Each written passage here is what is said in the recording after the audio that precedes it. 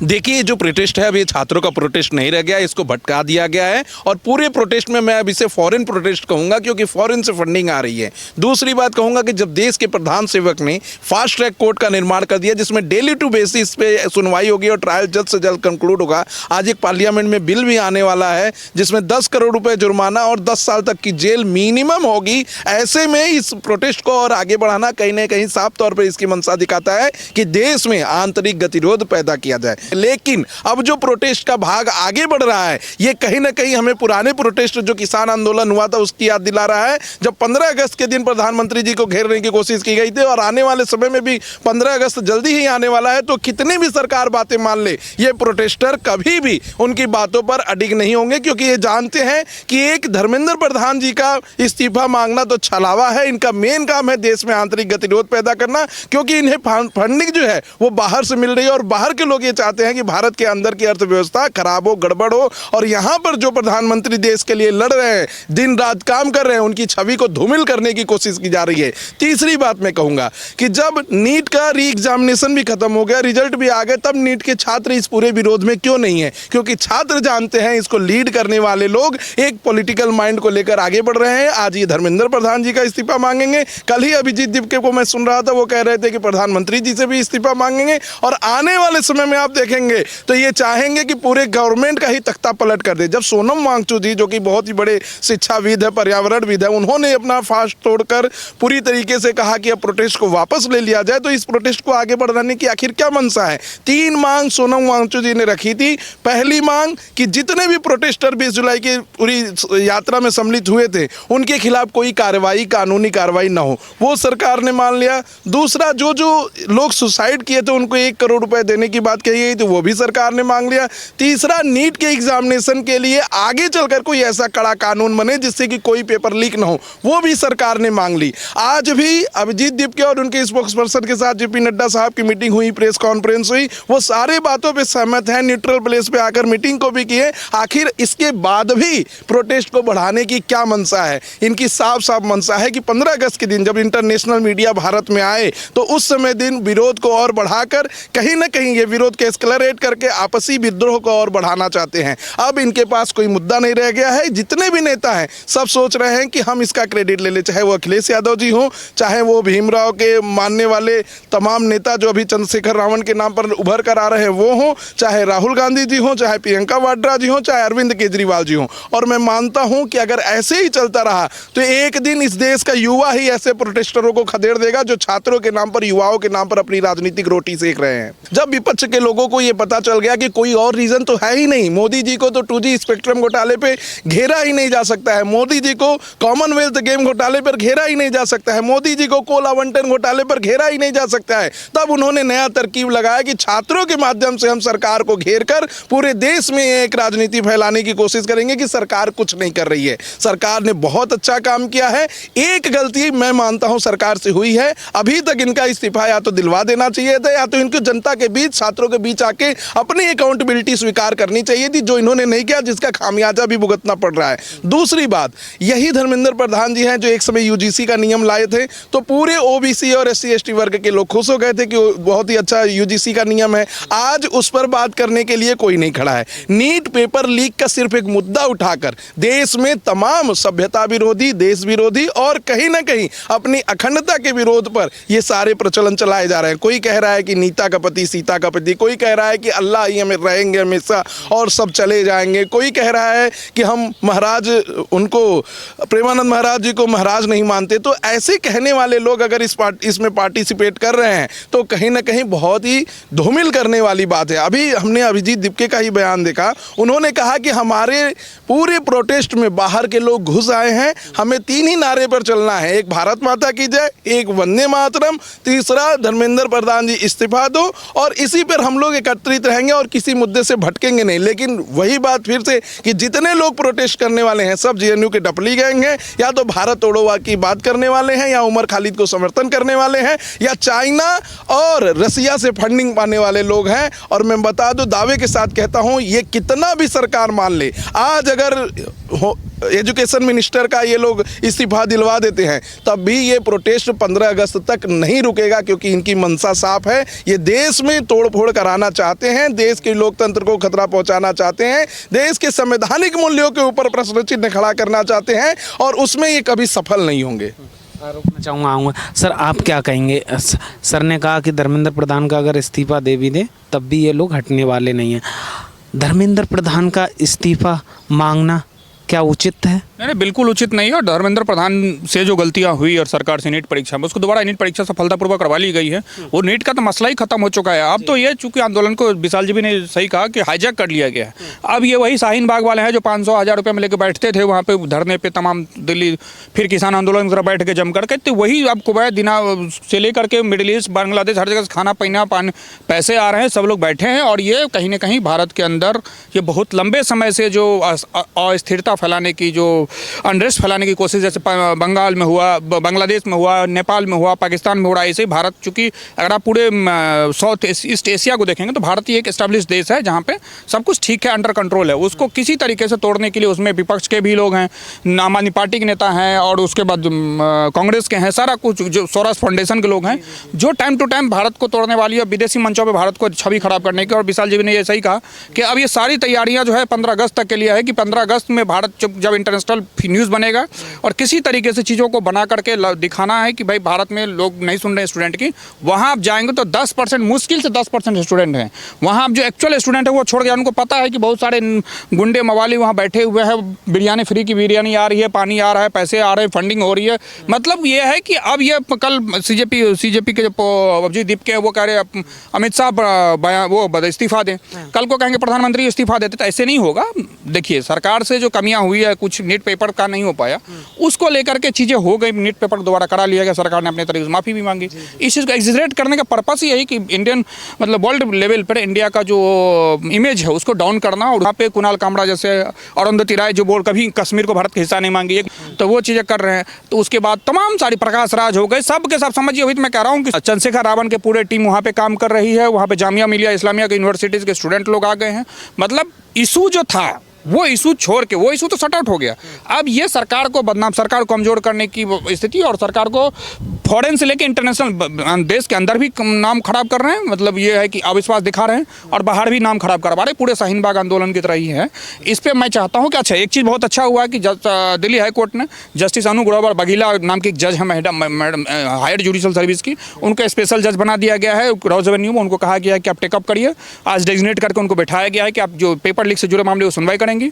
और जो इससे भी अच्छा मैं सामान्य कदम मानता हूं कि जो दिल्ली के लेफ्टिनेंट गवर्नर हैं, उन्होंने दिल्ली पुलिस को साफ साफ इनको एनएसए की छूट दे दी कि 17 जुलाई से 18 अक्टूबर तक एनएसए लगाओ, जितने भी उपद्रवी हैं सबके फिंगरप्रिंट लो, और सारे जितने भी हैं सबको नेशनल सिक्योरिटी एक्ट में अंदर करिए। क्योंकि ये उपद्रवी स्टूडेंट के वेश में, जो कहते हैं ना भेड़िए की खाल पहन के बैठा हुआ है मेमने में, तो यही है स्टूडेंट के, उसमें सारे उपद्रवी हैं, सबके सब देश विरोधी ताकतें हैं, टुकड़े टुकड़े गैंग हैं, इसमें लेफ्ट लॉबी है। कल भी बड़ा दुर्भाग्य है कि सुप्रीम कोर्ट में भी एक लेफ्ट लॉबी है, वो कल यहाँ पे हाई तौबा कर रही थी मीडिया लॉन में।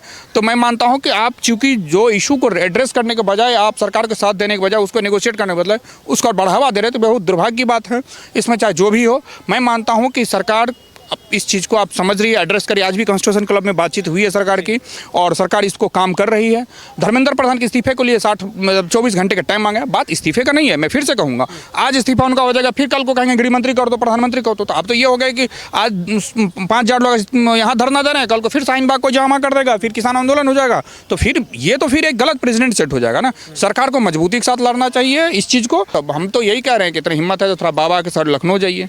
यूपी में तो लोग कह रहे हैं यहाँ आंदोलन हुआ, एक जिला बताओ जहाँ आंदोलन हुआ जाइए, तो यूपी पुलिस इंतजार ही कर रही है, जाइए, सारा हिसाब किताब बराबर है। दिल्ली में तो मोदी सरकार की महिमा मंडल करिए कि वो कम से इतनी छूट दिया हुआ, बाबा के यहाँ जाइए, आपको पता चल जाएगा सारी वसूली जब होगी ना। तो मैं मानता हूँ कि ये जितने बैठे हैं सब के सब देश विरोधी ताकतों के साथ मिले हुए हैं। इनकी फंडिंग ठीक ठाक हो रही है, बिरयानी से लेके खाना पीना दारू सब चल रहा है, मौज मस्ती कर रहे हैं। नया लड़का लड़की जो सिंगल भी, वो भी डेटिंग फिटिंग पे पता नहीं क्या क्या, मतलब वहाँ जो जिस इशू के लिए था वो इशू छोड़कर सब मौज मस्ती हो रही है। Freedom of speech and expression का नाम पे जो है जो गंध मचाएं पूछिए मत। हमने हमारे भी कई जानने वाले गए। शिक्षा और जो बात होनी चाहिए पेपर लीक, वो नहीं हो रही, वो तो कब का खत्म हो चुका है मामला। वही तो मैं कह रहा हूँ, मेरा पूरा मुद्दा ही कहने का है कि जिस बच्चे के लिए आप कर रहे हो वो तो बच्चा के मोहरा बस है, वो बच्चा तो कब का गया। वो कई जो आप जाइए ना, जो जेन्युइन बच्चा हो वो तो निकल जाएगा वहाँ से। सबके सब पॉलिटिकल नेता हैं। करो शाहीन बाग जैसे पहले शाहीन बाग में 500-500 रुपये मुस्लिम महिलाएं आकर के धरना दे दी CNRC के टाइम में। अब ये इस बार पुरुष आ गए, 500,000 मिल रहा है, कुवैती दिनार में आ रहे हैं पैसे, मिडिल ईस्ट से आ रहे हैं। अब उससे बांग्लादेश से खाना आ रहा है, इतना कौन रहम करेगा? और खाने से कोई दिक्कत नहीं, लेकिन ये तो देखना पड़ेगा पैसा किस आतंकवादी ने भेजा, बराबर ये तो देखोगे ना आप। खाना भले वो पैसा खाना आया, लेकिन वो पैसा कहाँ से क्या आया? तो बहुत सारी चीज़ें तहकीकात होनी चाहिए, बहुत सारी चीज़ें हैं।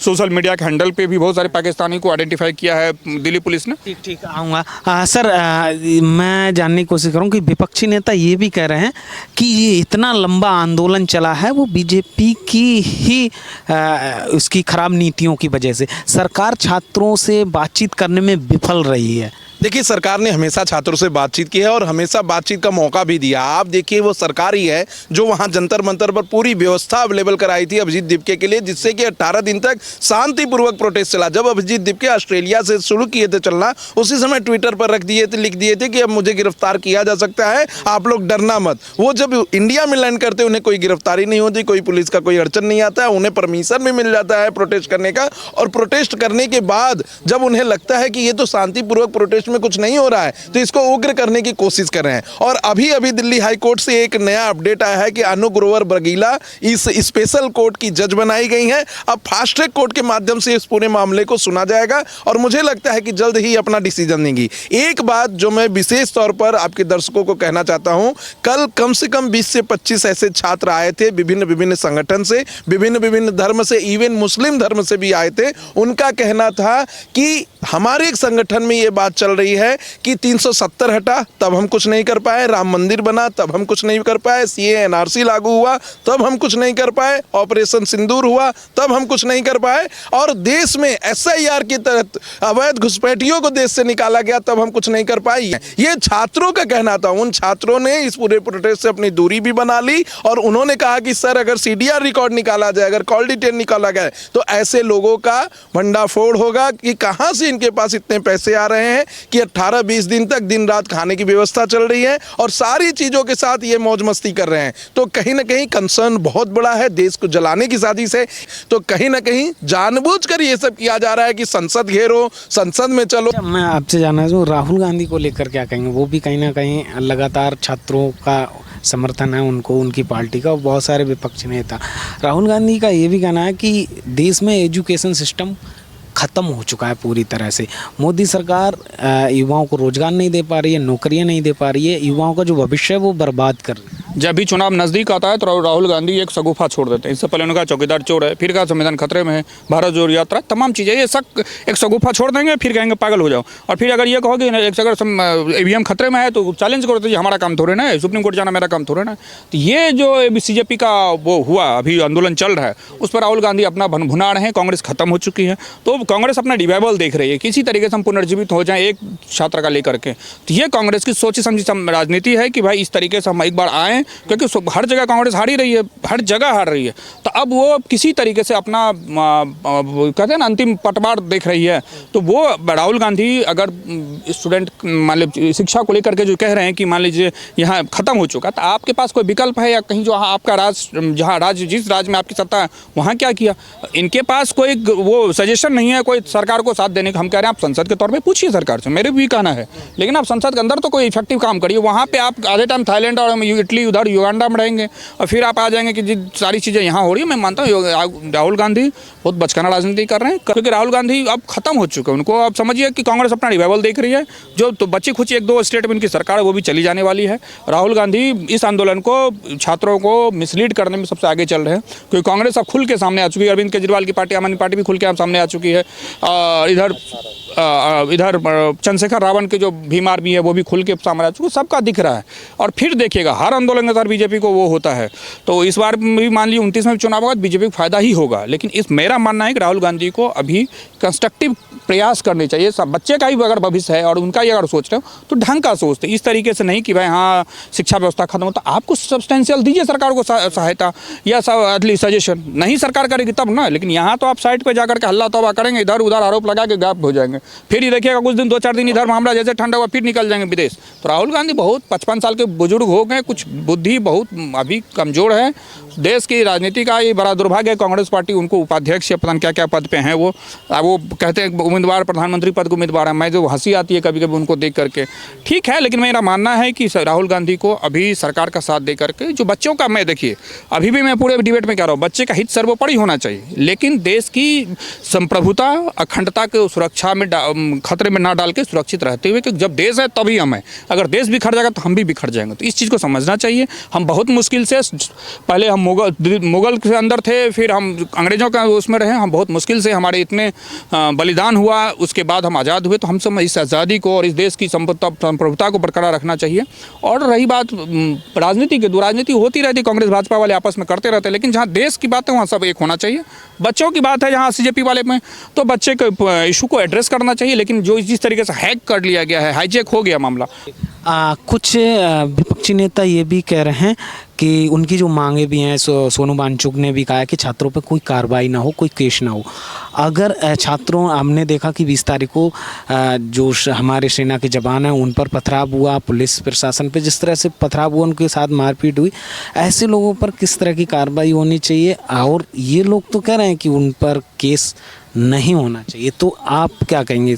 नहीं, देखिए, सोनम वांगचुक जी का और जितने भी CJP के लीडर हैं उनका ये मानना है कि छात्रों के ऊपर कार्रवाई नहीं होनी चाहिए, लेकिन जो प्रोटेस्ट में भाग लिए हैं और छात्र नहीं है और पुलिस पर हमला किए हैं, मैं मानता हूं कि उनके ऊपर कार्रवाई होनी चाहिए, क्योंकि वो छात्र नहीं है। कई सारे ऐसे वीडियो आ रहे हैं जिसमें एक महिला ACP को खींचकर भीड़ में जबरदस्ती मारा जा रहा है। दूसरा वीडियो है कि एक व्यक्ति खुद ही एक पेपर स्प्रे निकाल के पुलिस की आंखों में मारता है, और जब पुलिस उस पर रिवर्ट करती है तो वो वीडियो बना के डाल देता है। तो ऐसे लोग जिसके पास छात्र की ID कार्ड ना हो, ऐसे लोग जो छात्र नहीं थे, उन लोगों के ऊपर कार्रवाई होनी चाहिए। और मुझे लगता है कि जो CJP के लीडर हैं और सोनम वांगचुक जी हैं, वो भी इसका समर्थन करेंगे, क्योंकि इस पूरे प्रोटेस्ट को खराब करने का काम पॉलिटिकल पार्टी के नेताओं ने किया है। छात्रों की मांग जायज थी, लेकिन इसको गलत ध्रुव देकर एक ऐसा मंच तैयार कर दिया जिसको देखकर साफ साफ लगता है कि ये भारत विरोधी लोग हैं, लोकतंत्र के विरोध के लोग हैं, संविधान के विरोध के लोग हैं। धन्यवाद।